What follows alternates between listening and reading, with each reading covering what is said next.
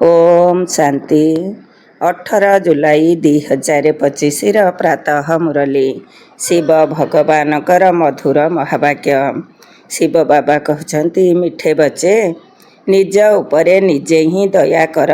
बाबा जो श्रीमत देउछंती सही अनुसारे चालू थाओ। बाबांकर श्रीमत है पिला माने समय नष्ट कर नहीं, ठीक काम कर। निज उपरे निजे ही दया कर। बाबा जो श्रीमत देउछंती सही अनुसारे चालू थाओ। बाबांकर श्रीमत है पिला माने समय नष्ट कर नहीं, ठीक काम कर। प्रश्न, जो माने भाग्यवान संतान अटंती सेमानकर मुख्य धारणा कौन होइथिबो? जो माने भाग्यवान संतान अटंती सेमानकर मुख्य धारणा कौन होइथिबो? उत्तर, भाग्यवान पिला माने सकाळु सकाळु उठी बाबा को बहुत स्नेहरे मने पकाइबे। बाबा सहित मीठा मीठा कथा हेबे। केबे भी निज उपरे निर्दय हेबे नहीं। सेमाने सम्मानर सहित पास हेबार पुरुषार्थ करी निजको राजपद पाइबा पाई योग्य करिबे। ओम शांति। पिला माने बाबा सामने बसिछंती, तेणु जानिछंती जे ये आमर बेहदर बाबा अटंती एवं आमको बेहदर सुख देबा पाई श्रीमत देउछंती। तांका पाई गायन करा जाइछि। दयार सागर मुक्तिदाता बहुत महिमा करिथांती। बाबा कहउछंती केवल महिमार मध्य कथा नुहे, पिलामानकु मत देबा तो पितांकर कर्तव्य। बेहदर बाबा मध्य मत देउछंती। से सर्वोच्च बाबा अटंती, तेबे निश्चित तांकर मत मध्य सर्वोच्च हेब। आत्मा ही मत ग्रहण करिथाए। आत्मा ही भल किंबा मंद काम करिथाए। यही समय रे दुनिया को रावणर मत मिलुछे। तुम पिला मानकु रामकर मत मिलुछे। रावणर मत द्वारा निज उपरे निर्दय होई ओलटा काम करिथांती। तेणु बाबा श्रीमत देउछंती, कहउछंती भल काम कर। सबुठारु भल कार्य हेउछि निज उपरे दया करिबा। तुमे जानुछ जे मु आत्मा सत प्रधान थिली, बहुत सुखी थिली। पुणी रावणर मत मिलिबा द्वारा तुमे तम प्रधान होई जाइछि। एबे बाबा पुणी मत देउछंती जे प्रथमे बाबा का स्मृति रे रुह, एबे निज उपरे दया कर। बाबा यही मत देउछंती। बाबा दया करि न थांती, बाबा तो श्रीमत देई थांती। एभली एभली कर्म कर। निज उपरे निजे ही दया करिबा। निज को आत्मा भाव एवं निजर पतित पावन बाबा को मने पकाओ, तेबे तुमे पावन होई जीव। तुमे पावन किपरि होई परिबो बाबा राय देउछंती। बाबा ही पतितन को पावन करुछंती। से श्रीमत देउछंती। जदि तांकर मतरे चालू ना तेबे निज प्रति निर्दय हेउछ। बाबा श्रीमत देउछंती कि पिला माने समय नष्ट कर नहीं। यही पाठ को पक्का करिनिय जे मु आत्मा अटे। शरीर निर्वाह पाई धंदा आदि भले कर, तथापि मध्य समय बाहर करी उपाय रचना कर। धंदा आदि करुथिले मध्य आत्मार बुद्धि बाबा आड़कू रहिबा दरकार। जेपरी प्रेमिका प्रेमिक भी काम तो करिथांती ना। उभय परस्पर प्रति समर्पण होइथांती, किंतु एठारे एपरी हुए नहीं। तुमे भक्ति मार्गरे भी मने पकाउछ। केही केही कहिथांती जे किपरि मने पकाइबी। आत्मार परमात्माकर रूप कौन जाहाकू मने पकाइबी। काहेकि ना भक्ति मार्गरे तो गान करिथांती जे परमात्मा नाम रूपरू अलगा अटंती, किंतु एपरी नुहे। कहिथांती मध्य भ्रुकुटी मध्यरे आत्मा तारका सदृश अटे। पुणी काहेकि कहिथांती जे आत्मा कौन ताकू देखि परिबो नहीं। ताहा ही तो जानिबार जिनिस। आत्मा को एवं परमात्मा को जानिबार कथा। से अति सूक्ष्म जिनिस अटंती। जोड़ोजोड़िया पोकठारु मध्य सूक्ष्म अटंती। ଶରୀରରୁ କିପରି ବାହାରି ଯାଉଛି ଜଣା ବି ପଡ଼ିନଥାଏ। ଆତ୍ମାର ସାକ୍ଷାତକାର ମଧ୍ୟ ହୋଇଥାଏ। ଆତ୍ମାର ସାକ୍ଷାତକାର ହେଲା ତ କ'ଣ ହେଲା, ତାହା ତ ତାରକା ସମାନ ସୂକ୍ଷ୍ମ ଅଟେ। ତେଣୁ ନିଜକୁ ଆତ୍ମା ଭାବି ବାବାଙ୍କୁ ମନେ ପକାଅ। ଯେପରି ଆତ୍ମା ସେହିପରି ପରମାତ୍ମା ମଧ୍ୟ ଆତ୍ମା ଅଟନ୍ତି। କିନ୍ତୁ ପରମାତ୍ମାକୁ ସୁପ୍ରିମ୍ ସୋଲ୍ ଅର୍ଥାତ୍ ପରମ ଆତ୍ମା କୁହାଯାଏ। ସେ ଜନ୍ମ ମରଣରେ ଆସିନଥାନ୍ତି। ଆତ୍ମାକୁ ସର୍ବୋଚ୍ଚ ସେତେବେଳେ କୁହାଯିବ ଯେତେବେଳେ ଜନ୍ମ ମରଣରୁ ଅଲଗା ହେବ। ବାକି ମୁକ୍ତିଧାମକୁ ତ ସମସ୍ତଙ୍କୁ ପବିତ୍ର ହୋଇ ଯିବାର ଅଛି। ସେଥିରେ ମଧ୍ୟ କ୍ରମାନୁସାରେ ଅଛନ୍ତି। ଯେଉଁମାନଙ୍କର ହିରୋ ହିରୋଇନର ପାର୍ଟ ରହିଛି, ଆତ୍ମାମାନେ ତ କ୍ରମ ଅନୁସାରେ ଅଛନ୍ତି ନା। ନାଟକରେ ମଧ୍ୟ କେହି ବହୁତ ଦରମା ପାଆନ୍ତି, କେହି କମ୍ ପାଆନ୍ତି। ଲକ୍ଷ୍ମୀ ନାରାୟଣଙ୍କର ଆତ୍ମାକୁ ମନୁଷ୍ୟ ଆତ୍ମାମାନଙ୍କ ଭିତରେ ଶ୍ରେଷ୍ଠ କୁହାଯିବ।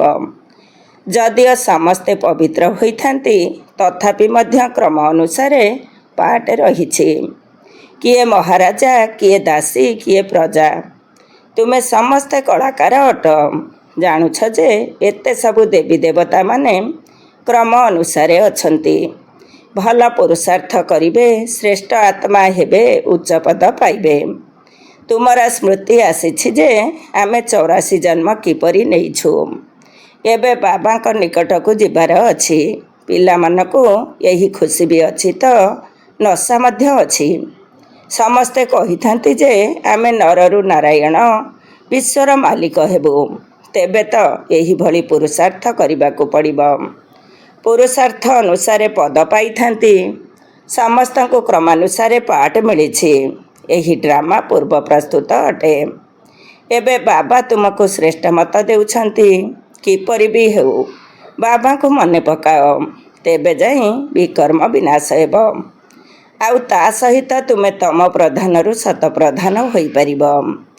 ପାପର ବୋଝ ତ ମୁଣ୍ଡ ଉପରେ ବହୁତ ଅଛି। ତାକୁ କିପରି ବି ହେଉ ଏଠାରେ ସମାପ୍ତ କରିଲେ ଆତ୍ମା ପବିତ୍ର ହେବ। ତମ ପ୍ରଧାନ ମଧ୍ୟ ତୁମେ ଆତ୍ମା ହିଁ ହୋଇଛ। ତେଣୁ ଶତ ପ୍ରଧାନ ମଧ୍ୟ ତୁମ ଆତ୍ମାକୁ ହେବାର ଅଛି। ଏହି ସମୟରେ ବେଶୀ ପତିତ ଭାରତ ଅଟେ। ଏହି ଖେଳ ମଧ୍ୟ ଭାରତରେ ହେଉଛି। ବାକି ସେମାନେ ତ କେବଳ ଧର୍ମ ସ୍ଥାପନ କରିବା ପାଇଁ ଆସିଥାନ୍ତି। ପୁନର୍ଜନ୍ମ ନେଇ ନେଇ ଶେଷକୁ ସମସ୍ତେ ତମ ପ୍ରଧାନ ହୋଇଥାନ୍ତି। ସ୍ୱର୍ଗର ମାଲିକ ତୁମେ ହେଉଛ। ଜାଣୁଛ ଯେ ଭାରତ ବହୁତ ଶ୍ରେଷ୍ଠ ଦେଶ ଥିଲା। ଏବେ କେତେ ଗରିବ ହୋଇଯାଇଛି। ଗରିବକୁ ହିଁ ସବୁ ସାହାଯ୍ୟ ଦେଇଥାନ୍ତି। ପ୍ରତି କଥାରେ ଭିକ୍ଷା ମାଗିଥାନ୍ତି। ପୂର୍ବେ ତ ବହୁତ ଶସ୍ୟ ଏଠାରୁ ବିଦେଶକୁ ଯାଉଥିଲା। ଭାରତ ଏବେ ଗରିବ ହୋଇଯାଇଛି। ତେଣୁ ଏଠାକୁ ଫେରସ୍ତ ହେଉଛି। ଯାହା ନେଇଯାଇଛନ୍ତି ତାହା ଋଣ ରୂପେ ମିଳୁଛି। ଶ୍ରୀକୃଷ୍ଣ ଏବଂ ଖ୍ରୀଷ୍ଟିଆନ ରାଶି ଗୋଟିଏ। ଖ୍ରୀଷ୍ଟିଆନମାନେ ହିଁ ଭାରତକୁ ଲୁଟି ନେଇଛନ୍ତି। ଏବେ ପୁଣି ଡ୍ରାମାନୁସାରେ ସେମାନେ ପରସ୍ପର ମଧ୍ୟରେ ଲଢ଼େଇ କରିବେ। ଲହୁଣୀ ତୁମମାନଙ୍କୁ ମିଳିବ। ଏପରି ନୁହେଁ ଯେ ଶ୍ରୀକୃଷ୍ଣଙ୍କ ମୁଖରେ ଲହୁଣୀ ଥିଲା। ଏହା ତ ଶାସ୍ତ୍ରରେ ଲେଖି ଦେଇଛନ୍ତି। ସମଗ୍ର ଦୁନିଆ ଶ୍ରୀକୃଷ୍ଣଙ୍କ ଅଧୀନକୁ ଆସିଥାଏ। ସାରା ବିଶ୍ୱର ତୁମେ ମାଲିକ ହେଉଛ। ତୁମେ ପିଲାମାନେ ଜାଣୁଛ ଯେ ଆମେ ବିଶ୍ୱର ମାଲିକ ହେଉଛୁ। ତେବେ ତୁମେ କେତେ ଖୁସି ହେବା ଦରକାର। ତୁମର ପ୍ରତିପାଦରେ ପଦ୍ମର ପ୍ରାପ୍ତି ହେଉଛି। କେବଳ ଜଣେ ଲକ୍ଷ୍ମୀ ନାରାୟଣଙ୍କର ତ ରାଜ୍ୟ ନଥିଲା, ରାଜବଂଶ ଥିଲା ନା। ଯଥା ରାଜାରାଣୀ ତଥା ପ୍ରଜା ସଭିଙ୍କ ପାଦରେ ପଦ୍ମ ହୋଇଥାଏ। ସେଠାରେ ତ ଅଗଣିତ ଧନ ରହିବ। ପଇସା ପାଇଁ କେହି ପାପ ଆଦି କରିନଥାନ୍ତି। ଅମାପ ଧନ ଥାଏ। ଆଲ୍ଲା ଅବଲଦିନର ଖେଳ ଦେଖାଇଥାନ୍ତି ନା। ଆଲ୍ଲା ଯିଏ ଅବଲଦିନ ଅର୍ଥାତ୍ ଯିଏ ଦେବୀ ଦେବତା ଧର୍ମ ସ୍ଥାପନ କରିଥାନ୍ତି, ଗୋଟିଏ ସେକେଣ୍ଡରେ ଜୀବନ ମୁକ୍ତି ଦେଇଥାନ୍ତି। ଗୋଟିଏ ସେକେଣ୍ଡରେ ଅମାପ ସମ୍ପତ୍ତିର ସାକ୍ଷାତକାର କରାଇଥାନ୍ତି। ମୀରା କୃଷ୍ଣଙ୍କ ସହିତ ସାକ୍ଷାତକାରରେ ନାଚୁଥିଲେ। ତାହା ଥିଲା ଭକ୍ତି ମାର୍ଗ। ଏଠାରେ ଭକ୍ତି ମାର୍ଗର କଥା ନାହିଁ। ତୁମେ ତ ବୈକୁଣ୍ଠରେ ପ୍ରତ୍ୟକ୍ଷରେ ଯାଇ ରାଜତ୍ୱ କରିବ। ଭକ୍ତି ମାର୍ଗରେ କେବଳ ସାକ୍ଷାତକାର ହୋଇଥାଏ। ଏହି ସମୟରେ ତୁମେ ପିଲାମାନେ ଲକ୍ଷ୍ୟ ଏବଂ ଉଦ୍ଦେଶ୍ୟର ସାକ୍ଷାତକାର କରୁଛ। ଜାଣୁଛ ଯେ ଆମେ ଏହା ହେବୁ। ପିଲାମାନେ ଭୁଲି ଯାଉଛନ୍ତି, ତେଣୁ ବ୍ୟାଜ ଦିଆଯାଇଥାଏ। ଏବେ ଆମେ ବେହଦ ପିତାଙ୍କର ସନ୍ତାନ ହୋଇଛେ। ତେବେ କେତେ ଖୁସି ହେବା ଦରକାର। ଏହା ତ ପ୍ରତି ସେକେଣ୍ଡରେ ଦୃଢ଼ ନିଶ୍ଚୟ କରିବା ଦରକାର। କିନ୍ତୁ ମାୟା ବିରୋଧ କରୁଥିବାରୁ ଖୁସି ମଧ୍ୟ ଚାଲିଯାଉଛି। ଯଦି ବାବାଙ୍କୁ ସର୍ବଦା ମନେ ପକାଉଥିବେ, ତେବେ ନିଶା ରହିବ ଯେ ବାବା ଆମକୁ ବିଶ୍ୱର ମାଲିକ କରୁଛନ୍ତି। ପୁଣି ମାୟା ଭୁଲାଇ ଦେଉଛି। ତେଣୁ କିଛି ନା କିଛି ବିକର୍ମ ହୋଇଯାଉଛି।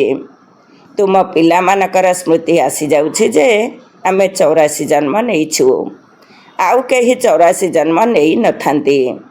ଏହା ମଧ୍ୟ ବୁଝିବା ଦରକାର ଯେ ବାବାଙ୍କୁ ଆମେ ଯେତେ ମନେ ପକାଇବା ସେତେ ଉଚ୍ଚପଦ ପାଇବା ଏବଂ ତା ସହିତ ଅନ୍ୟମାନଙ୍କୁ ମଧ୍ୟ ନିଜ ଭଳି କରିବାକୁ ହେବ।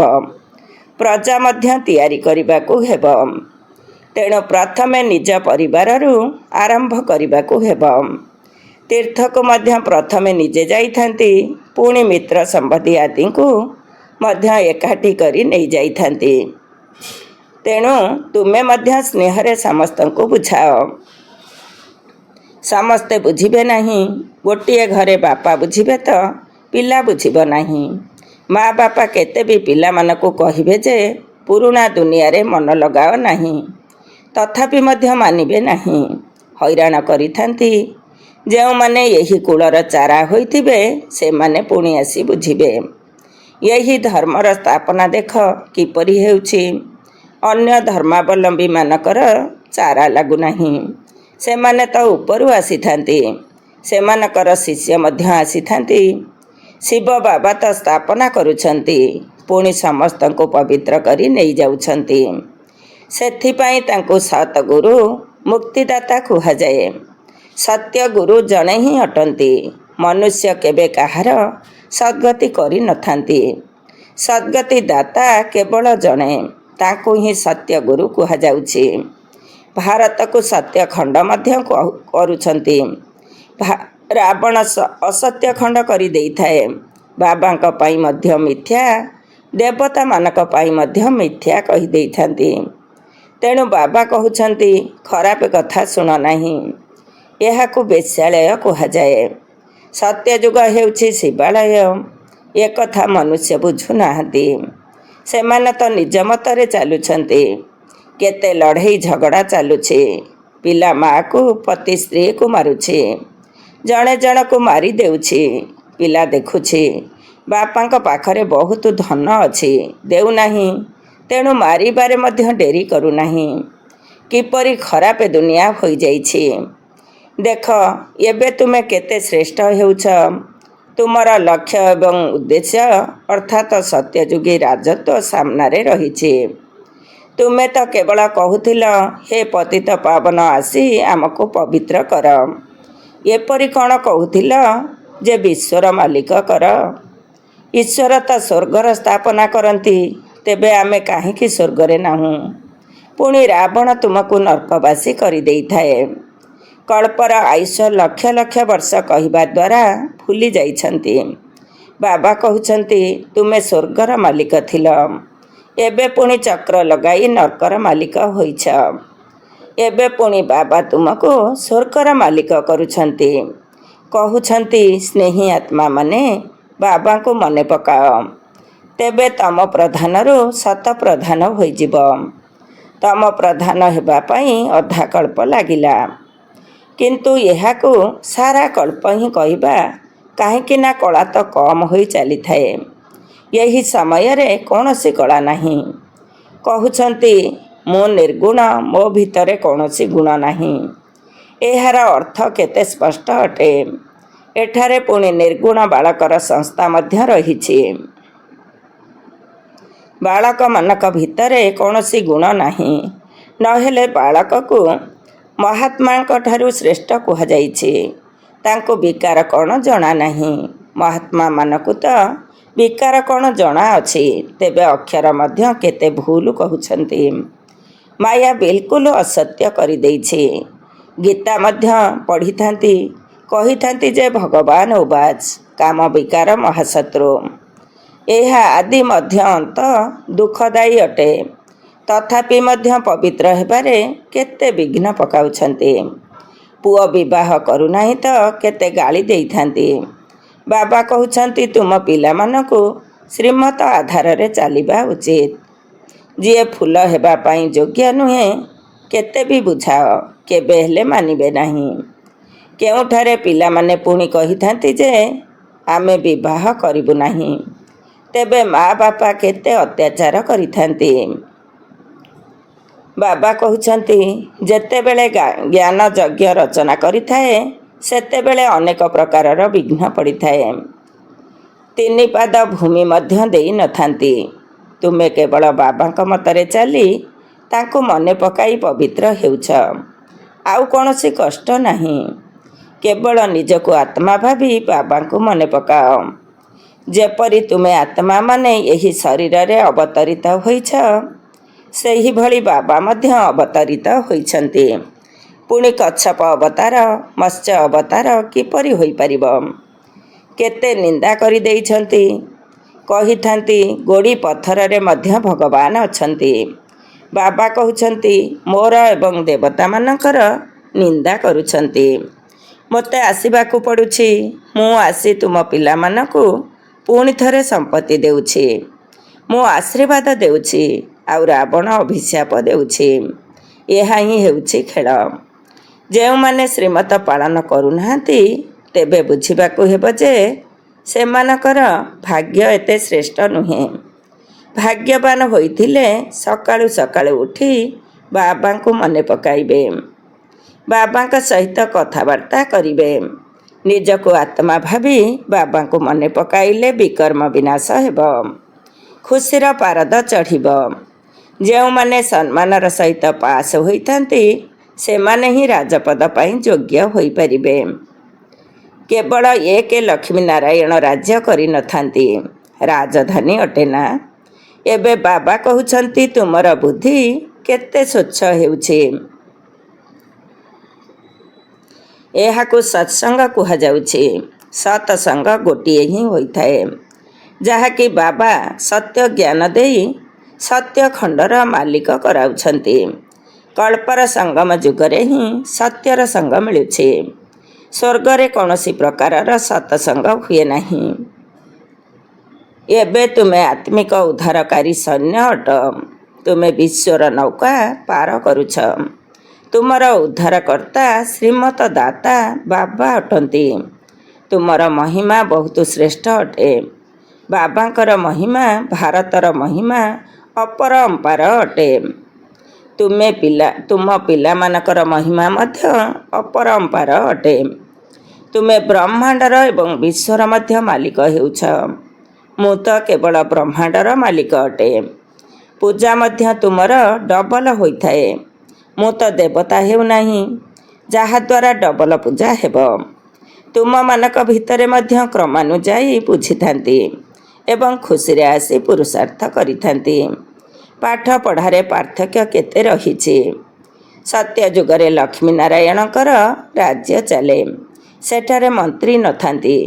ଲକ୍ଷ୍ମୀ ନାରାୟଣ ଯାହାଙ୍କୁ ଭଗବାନ ଭଗବତୀ କହିଥାନ୍ତି ସେ ପୁଣି ମନ୍ତ୍ରୀର ରାୟ ନେବେ କି? ଯେତେବେଳେ ପତିତ ରାଜା ହୋଇଥାନ୍ତି ସେତେବେଳେ ପୁଣି ମନ୍ତ୍ରୀ ଆଦି ରଖିଥାନ୍ତି। ଏବେ ତ ପ୍ରଜାଙ୍କର ପ୍ରଜା ଉପରେ ରାଜ୍ୟ ଚାଲିଛି। ତୁମ ପିଲାମାନଙ୍କର ଏହି ପୁରୁଣା ଦୁନିଆରୁ ବୈରାଗ୍ୟ ହୋଇଛି। ଜ୍ଞାନ ଭକ୍ତି ଏବଂ ବୈରାଗ୍ୟ। ଜ୍ଞାନ କେବଳ ରୁହାନୀ ବାବା ଶିଖାଇଥାନ୍ତି। ଆଉ କେହି ଶିଖାଇ ପାରିବେ ନାହିଁ। ବାବା ହିଁ ପତିତ ପାବନ ସମସ୍ତଙ୍କର ସଦ୍ଗତି ଦାତା ଅଟନ୍ତି। ଆଚ୍ଛା, ମିଠା ମିଠା ଶିଖିଲଧେ ସନ୍ତାନମାନଙ୍କ ପ୍ରତି ମାତା ପିତା ବାପ ଦାଦାଙ୍କର ମଧୁର ସ୍ନେହ ସମ୍ପନ୍ନ ଶୁଭେଚ୍ଛା ଏବଂ ସୁପ୍ରଭାତ। ଆତ୍ମିକ ପିତାଙ୍କର ଆତ୍ମିକ ସନ୍ତାନମାନଙ୍କୁ ନମସ୍ତେ। ଆମ ଆତ୍ମିକ ସନ୍ତାନମାନଙ୍କର ଆତ୍ମିକ ମାତା ପିତା ବାପ ଦାଦାଙ୍କୁ ନମସ୍ତେ ନମସ୍ତେ ସୁପ୍ରଭାତ। ଧାରଣା ପାଇଁ ମୁଖ୍ୟ ସାର 1 ନମ୍ବର। ବାବାଙ୍କୁ ମନେ ପକାଇବା ସହିତ ଅନ୍ୟମାନଙ୍କୁ ନିଜ ଭଳି କରିବାର ସେବା ମଧ୍ୟ କରିବା ଉଚିତ। ଚାରିଟି ବିଗିନ୍ସ ଆଟ୍ ହୋମ୍। ଦାନ ପୁଣ୍ୟ ନିଜ ଘରୁ ଆରମ୍ଭ କରାଯାଏ। ସମସ୍ତଙ୍କୁ ସ୍ନେହର ସହିତ ବୁଝାଇବାକୁ ହେବ। 2 ନମ୍ବର, ଏହି ପୁରୁଣା ଦୁନିଆଠାରୁ ବେହଦର ବୈରାଗୀ ହେବାକୁ ପଡ଼ିବ। ଖରାପ କଥା ଶୁଣ ନାହିଁ, ଖରାପ କଥା ଦେଖ ନାହିଁ। ଆମେ ସେହି ବେହଦ ବାବାଙ୍କର ସନ୍ତାନ ଅଟୁ। ସେ ଆମକୁ କୁବେରର ସମ୍ପତ୍ତି ଦେଉଛନ୍ତି। ଏହି ଖୁସିରେ ରହିବାର ଅଛି। ଆଜିର ବରଦାନ, ନିଜର ପ୍ରତ୍ୟେକ ସଂକଳ୍ପ, ବାଣୀ ଏବଂ କର୍ମକୁ ଫଳଦାୟକ କରୁଥିବା ଆତ୍ମିକ ପ୍ରଭାବଶାଳୀ ଆତ୍ମା ହୁଅ। ନିଜର ପ୍ରତ୍ୟେକ ସଂକଳ୍ପ, ବାଣୀ ଏବଂ କର୍ମକୁ ଫଳଦାୟକ କରୁଥିବା ଆତ୍ମିକ ପ୍ରଭାବଶାଳୀ ଆତ୍ମା ହୁଅ। ଡିଟେଲ୍ସ, ଯେତେବେଳେ ବି କୌଣସି ଆତ୍ମାର ସମ୍ପର୍କରେ ଆସୁଛ, ତା ପ୍ରତି ତୁମର ମନର ଭାବନା, ସ୍ନେହ, ସହଯୋଗ ଏବଂ କଲ୍ୟାଣ ପ୍ରଭାବଶାଳୀ ହେଉ। ତୁମର ପ୍ରତ୍ୟେକ ବାଣୀ କାହାକୁ ବି ସାହସ ଏବଂ ଶକ୍ତି ଦେବାରେ ପ୍ରଭାବଶାଳୀ ହେଉ। ସାଧାରଣ କଥାବାର୍ତ୍ତାରେ ତୁମର ସମୟ ନ ଯାଉ। ସେହିଭଳି ତୁମର ପ୍ରତ୍ୟେକ କର୍ମ ମଧ୍ୟ ଫଳଦାୟକ ହେଉ, ଚାହେ ନିଜ ପ୍ରତି ହେଉ ବା ଅନ୍ୟମାନଙ୍କ ପ୍ରତି ହେଉ। ପରସ୍ପର ଭିତରେ ମଧ୍ୟ ସବୁ ପ୍ରକାରରେ ପ୍ରଭାବଶାଳୀ ହୁଅ। ତେବେ ସେବା କ୍ଷେତ୍ରରେ ଯଦି ଆତ୍ମିକ ପ୍ରଭାବଶାଳୀ ହେବ, ତେବେ ଯାଇ ବାବାଙ୍କୁ ପ୍ରତ୍ୟକ୍ଷ କରିବାର ନିମିତ୍ତ ହୋଇପାରିବ। ଆଜିର ସ୍ଲୋଗାନ, ଏଭଳି ଶୁଭଚିନ୍ତକ ମଣି ହୁଅ ଯାହାକି ତୁମର କିରଣ ବିଶ୍ୱକୁ ଆଲୋକିତ କରିପାରିବ। ଏଭଳି ଶୁଭଚିନ୍ତକ ମଣି ହୁଅ ଯାହାକି ତୁମର କିରଣ ବିଶ୍ୱକୁ ଆଲୋକିତ କରିପାରିବ। ଓମ୍ ଶାନ୍ତି। ଆଜିର ଅବ୍ୟକ୍ତ ଇସାରା, ସଂକଳ୍ପ ଶକ୍ତିକୁ ଜମା କରି ଶ୍ରେଷ୍ଠ ସେବାର ନିମିତ୍ତ ହୁଅ। ବର୍ତ୍ତମାନର ସମୟ ଅନୁସାରେ ଶୀତଳତାର ଶକ୍ତି ଦ୍ୱାରା ପ୍ରତ୍ୟେକ ପରିସ୍ଥିତିରେ ନିଜର ସଂକଳ୍ପର ଗତିକୁ ଏବଂ ବାଣୀକୁ ଶୀତଳ ତଥା ଧୈର୍ଯ୍ୟଶୀଳ କର। ଯଦି ତୁମର ସଂକଳ୍ପର ଗତି ତୀବ୍ର ଗତି ହୋଇଥିବ, ତେବେ ବହୁତ ସମୟ ବ୍ୟର୍ଥରେ ନଷ୍ଟ ହୋଇଯିବ, ଯାହାକୁ ତୁମେ ନିୟନ୍ତ୍ରଣ କରିପାରିବ ନାହିଁ। ସେଥିପାଇଁ ଯଦି ଶୀତଳତାର ଶକ୍ତିକୁ ଧାରଣ କରିନେବ, ତେବେ ବ୍ୟର୍ଥଠାରୁ ସୁରକ୍ଷିତ ହୋଇଯିବ ଏବଂ କାହିଁକି, କ'ଣ, ଏମିତି ନୁହେଁ ସେମିତି, ଏହିଭଳି ବ୍ୟର୍ଥର ତୀବ୍ର ଗତିଠାରୁ ମୁକ୍ତ ହୋଇଯିବ। ଓମ୍ ଶାନ୍ତି।